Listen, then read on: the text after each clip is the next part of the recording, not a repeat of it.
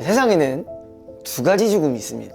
안타까운 죽음이 있고요, 비겁한 죽음이 있습니다. 이건 뭐 어디까지나 저의 의견이니까, 안타까운 죽음이라고 한다면은 보통 이런 두 가지의 속성으로 인해서 죽음을 맞이하는 분들이 있는데, 표혜림 씨 같은 경우는 학폭 피해자로 이제 많이 알려져 있어요. 근데 이제 그런 선택을 하게 된 이유가 이제 뭐냐면은, 어떤 사람들이 믿지 않는 거예요. 믿지도 않고 이건 거짓말 아니냐, 주작 아니냐, 실제로 이 정도 아니지 않느냐, 이렇게 얘기했던 사례들이 되게 많았어요. 거기에 추가적으로 일종의 그 이슈만을 다루는, 안 좋게 말해서는 사이버렉 그런 사람들이 영상을 이제 올라가면서 표혜림 씨의 이제 억울함이 이제 극에 달하게 됩니다. 사실 많은 사람들은 이 친구의 편을 들어줬지만, 그럼에도 몇몇 사람들 때문에 억울함이라든지 외로움들이 계속 증폭이 되는 거예요. 말 그대로 억울하잖아요. 조금만 더 힘을 내서 버텨줬으면 좋지 않았을까라는 생각이 제일 많이 들어요. 특히 인터넷이라는 공간 자체에서는 말을 하기에 앞서서 필터링 없이 말을 하는 그런 부분들이 있는데, 그것 때문에 이제 정신적인 부분들이 많이 힘들어서 삶을 좀 노시고 그런 분들이 있는 것 같아요. 익명성이 보장되다 보니까 말들도 그냥 가려서 하지 않고, 실제로 막말로 내 앞에서 이렇게 욕할 수 있냐고요. 현실에 있는 인간관계로도 확장을 해보자면은, 나를 싫어하는 사람들은 진짜 티가 나는 사람들 몇몇 뿐이에요. 나머지는 그래도 나에 대해 아무런 관심이 없거나 내 편이 대부분이지.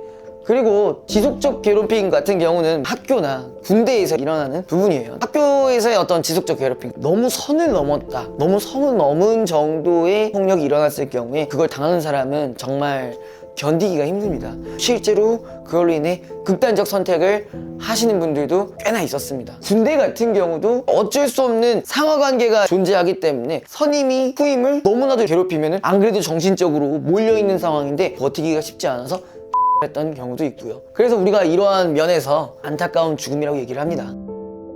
그 다음에 이제 비겁한 죽음이 있었는데, 최근에 얘가 하나 있었죠. 김용호 이제 연예부장이라고. 그분 같은 경우는 끝까지 자신의 잘못을 인정하지 않고 극단적인 선택을 하신 분 중에 하나예요. 그 사람 같은 경우는 좀 어떤 게 좀 있었냐면은, 연예인들의 약점을 잡아놓고 거액의 돈을 뜯어내는 행위들, 그런 식으로 많은 사람들을 좀 괴롭혔던 사람이고요. 결정적으로 이 사람이 사실 극단적 선택을 하게 된 이유는 어떤 여성을 강제추행했다는 혐의로 붙잡혔기 때문이에요. 다른 사람들의 치부는 이렇게 까면서 자신의 치부가 드러나서 공격받을 생각을 하니까 더 이상 버티지 못하고 그런 극단적인 선택을 하게 된 거예요. 누군가에게 분명히 피해를 줬어요. 피해를 줬다라는 거는 우리가 언젠간 다 되돌려받을 수 있는 겁니다. 이런 걸 우리가 뭐라고 하냐, 업보라고 하죠. 업보가 자꾸 쌓여요. 이런 상황에서 이제 무슨 일이 일어난 거예요? 법적으로 문제가 생긴 거예요. 본인이 여태까지 공격을 했던 기회가 있었다면 이젠 본인이 공격받을 기회만 남은 거예요.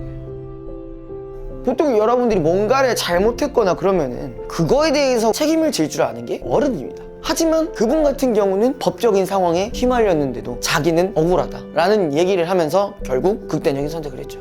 사실 그러한 극단적인 선택은 책임 회피로밖에 볼 수가 없어요. 자신의 잘못한 것에 대한 책임을 갖고 갈 줄도 알아야 되는 건데, 그렇게 하다 보면은 또 언젠가는 새로운 삶의 길이 생길 수도 있는 거예요. 근데 이 사람은 잘못에 대한 어떤 책임은커녕 그냥 스스로의 선택으로 인해서 책임을 회피한 걸로밖에 안 보여요. 이러한 죽음을 저는 비겁한 죽음이라고 생각합니다. 근데 다만 이 두 죽음은요, 공통적인 부분들이 있어요. 두 케이스 모두 그런 선택을 한다고 해서 문제가 해결되지 않아요. 그리고 결국 시간이 지날수록 잊혀집니다. 여기에다 적용을 해본다 치면은, 본인이 그런 선택을 해버렸을 경우에 억울함이나 이런 힘들었던 것들 해결이 되지 않아요. 밝혀지지 않아요. 시간이 지나면 지날수록 자기에 대한 존재 자체를 잊어먹습니다. 많은 사람들이 다 잊어버려요. 반대로 비겁한 죽음 같은 경우도 마찬가지겠죠. 법적 불법 행위라든지 아니면 협박을 했든지 그런 부분에 대해 벌을 받던 보상을 하든 뭔가를 해야 되는데, 결국 이렇게 가버리면 이런 문제는 해결되지가 않아요. 그래서 공통점은 시간이 지날수록 사람들에게 잊혀지고, 결국 잊혀지게 되면은 문제들을 해결할 수가 없는 거죠.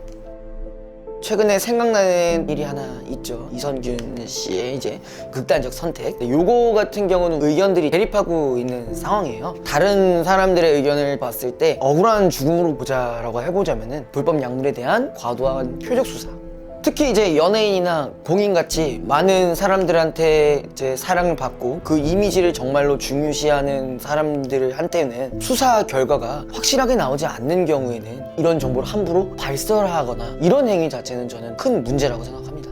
하지만 이 입장 말고도 비겁한 죽음으로 보는 입장도 분명히 있습니다. 크게 두 가지가 있었던 것 같아요. 첫 번째는 아까 말씀드렸던 책임 회피. 수사를 진행하면서 영화라든지 광고라든지 비즈니스적으로 묶여있던 그런 것들이 깨지고 위약금이 발생했겠죠. 그걸로 인한 책임을 회피했다 라고도 볼 수가 있겠고, 그 다음에 두 번째 같은 경우는 공인이기도 하고 가정도 있는 사람이 유흥업소를 갔다 왔다라는 치부가 이제 드러났기 때문에 그런 극단적인 선택을 하지 않았나 싶습니다. 방금 나왔던 이런 두 가지 의견이 있는데 여러분들의 생각은 어떠신지 댓글로 달아주시면 감사하겠습니다.